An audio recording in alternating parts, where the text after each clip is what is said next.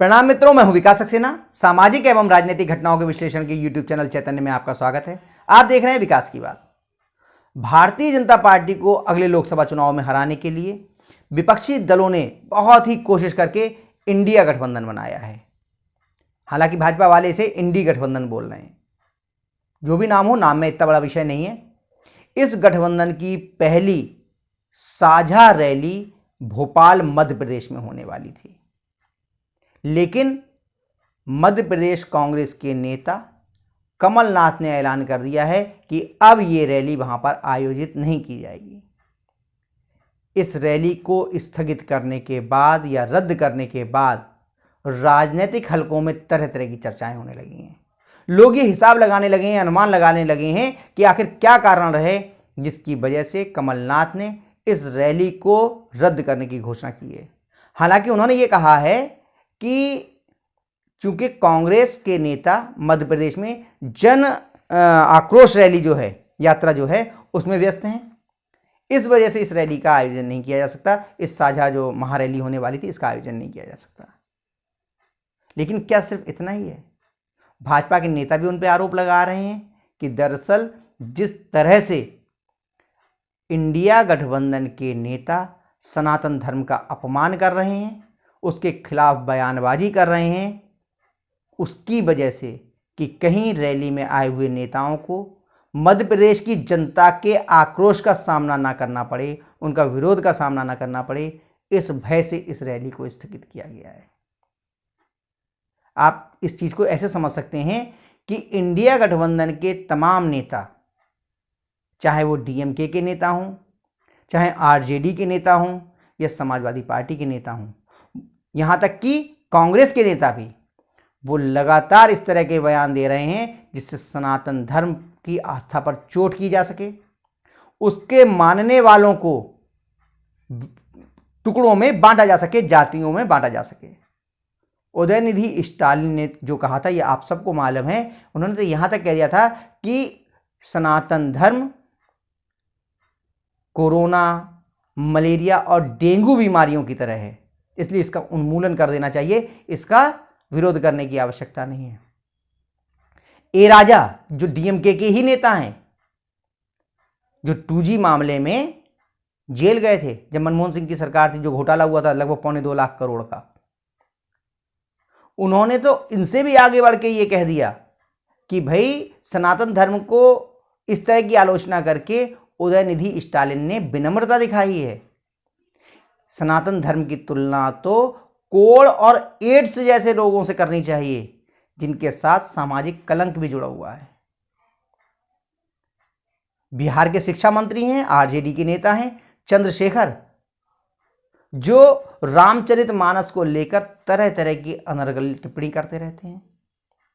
अभी भी उन्होंने सनातन धर्म पे बहुत ही बेहूदी टिप्पणी की है, जिसके बाद आरजेडी के नेता तेजस्वी यादव ने भी कह दिया है कि उन्हें अपने विभाग पर ध्यान देना चाहिए, इस तरह की टिप्पणियां करने से बचना चाहिए। उत्तर प्रदेश में समाजवादी पार्टी के राष्ट्रीय महासचिव हैं स्वामी प्रसाद मौर्य, उन्होंने भी रामचरितमानस को लेकर तरह तरह की टिप्पणियां की, हिंदू धर्म को धोखा बता दिया और यहां तक कह दिया कि हिंदू धर्म यानी सनातन धर्म के जो तीर्थ स्थल हैं वो पूर्व में बौद्ध मठ हुआ करते थे। तो इस तरह की सनातन विरोधी जो बातें कही गई विपक्षी गठबंधन के नेताओं के द्वारा, डीएमके के एक नेता ने और इससे आगे बढ़ के बात कह दी। उन्होंने तो यहां तक कह दिया कि जो इंडिया अलायंस है, इंडिया अलायंस, इसका गठन ही सनातन के विरोध के लिए हुआ है, ये बनाया ही सनातन के विरोध के लिए गया है। तो इस वजह से जो मध्य प्रदेश के कांग्रेस के नेता हैं कमलनाथ, उनकी चिंताएं बढ़ना स्वाभाविक है। वो तो इस समय जिस रूप रंग में घूम रहे हैं, जिस तरह से वो सनातन को लेकर के आगे बढ़े हैं, हिंदुत्व के रास्ते पे आगे बढ़े हैं, वो चोट देना चाहते हैं भारतीय जनता पार्टी को उसी के दांव से। वो भारतीय जनता पार्टी के नेताओं के मुकाबले ज्यादा हिंदू साबित करने की कोशिश में जुटे हुए हैं, इसीलिए वो नर्मदा आरती का आयोजन करवा रहे हैं, जब प्रियंका गांधी जी मध्य प्रदेश में जाती हैं तो उनसे नर्मदा की आरती करवाई जाती है। अभी कुछ दिनों पहले उन्होंने बागेश्वर धाम वाले बाबा पंडित धीरेन्द्र कृष्ण शास्त्री जी की हनुमंत कथा करवाई अपने क्षेत्र छिंदवाड़ा में। वही धीरेन्द्र कृष्ण शास्त्री जो पूरे देश और दुनिया में घूम घूम कर इस बात का ऐलान कर रहे हैं कि वो भारत को हिंदू राष्ट्र बना के रहेंगे। इस बात पर तो कमलनाथ ने खुद भी कह दिया था कि भारत हिंदू राष्ट्र है, ये सवाल पूछने की आवश्यकता नहीं है। भारत में 80% लोग हिंदू हैं, ये तो स्वाभाविक रूप से हमेशा से हिंदू राष्ट्र था और है। और अभी चंद रोज पहले ही उन्होंने विश्व विख्यात कथावाचक पंडित प्रदीप मिश्रा जी की श्री शिव महापुराण का आयोजन करवाया छिंदवाड़ा में। यानी कि कमलनाथ लगातार हिंदुत्व के रास्ते पे आगे बढ़ रहे हैं, और जबकि कांग्रेस के नेतृत्व वाली, हालांकि कोई उसकी आधिकारिक घोषणा नहीं हुई, लेकिन सबसे बड़ा दल चूंकि कांग्रेस है इस नए गठबंधन का, विपक्षी गठबंधन का, इसलिए स्वाभाविक रूप से उसे कांग्रेस के नेतृत्व वाला ही गठबंधन कहना चाहिए। इस गठबंधन के नेता सिर्फ सनातन के खिलाफ बयानबाजी नहीं कर रहे हैं, वो सनातन के उन्मूलन के संकल्प के साथ आगे बढ़ रहे हैं।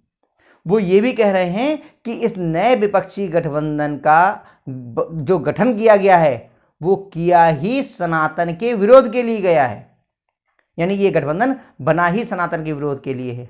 ऐसे में जो सारी की सारी योजना कमलनाथ जी ने बनाई है वो तो धरी की धरी रह जाएगी। वो बेचारे बहुत कोशिश कर रहे हैं, पिछले 2-2.5 साल से लगे हुए हैं, हनुमान जी की गदा लेकर के घूम रहे हैं, पीतांबर वस्त्र ओढ़ करके मंदिरों में जलाभिषेक कर रहे हैं, बाबा धीरेन्द्र कृष्ण शास्त्री जी के सामने नतमस्तक हो रहे हैं, पंडित प्रदीप मिश्रा जी के सामने नतमस्तक हो रहे हैं, और लगातार कह रहे हैं कि उनकी पूरी आस्था सनातन धर्म में है। ऐसे में अगर ये सनातन विरोधी दलों के नेता भोपाल में एकत्र होते, वो ही कुछ अनर्गल बोल देते या फिर जनता उनका विरोध कर देती, तो इसका बड़ा नुकसान कमलनाथ को हो सकता था और कांग्रेस पार्टी मध्य प्रदेश को हो सकता था। इसीलिए लगता है कि हिंदुओं की ओर से कहीं कोई प्रतिक्रिया ना आ जाए, वोट बैंक का कोई नुकसान ना हो जाए, इसलिए कमलनाथ जी ने इस रैली को रद्द करने का ऐलान कर दिया है। लेकिन अभी तो शुरुआत है, पहली ही रैली हो गई, आगाज ऐसा हुआ है। देखिए इंडिया गठबंधन आगे कैसे पहुंचेगी और अंजाम तक कैसे पहुंचेगा, क्योंकि 3 राज्यों, खासतौर से वैसे तो 5 राज्यों का चुनाव है, मध्य प्रदेश, छत्तीसगढ़, राजस्थान, तेलंगाना और मिजोरम। लेकिन इन राज्यों के चुनाव के बाद ये जो नया गठबंधन बना है, भारतीय राष्ट्रीय विकासवादी समावेशी गठबंधन, इसका असली स्वरूप निकल के आएगा, क्योंकि पश्चिम बंगाल की लड़ाई भी सुधरने पे नाम नहीं ले रही है, केरल में भी कुछ सुधार नहीं हो पा रहा है, और तमिलनाडु में तो एक नया बवाल शुरू हो गया है। देखते हैं क्या होता है। लेकिन फिलहाल चिंताएं हैं मध्य प्रदेश, छत्तीसगढ़ और राजस्थान के कांग्रेसी नेताओं को कि वो इन नेताओं ने जो सनातन विरोधी बातें कही हैं उसका जवाब जनता को कैसे दें। जनता लगातार सनातन धर्म में जो विश्वास रखते हैं वो लोग अब कांग्रेस से सवाल पूछ रहे हैं कि आखिर उनका इस बारे में क्या मत है और वो सनातन विरोधी बात करने वाले नेताओं के साथ कैसे रह सकते हैं।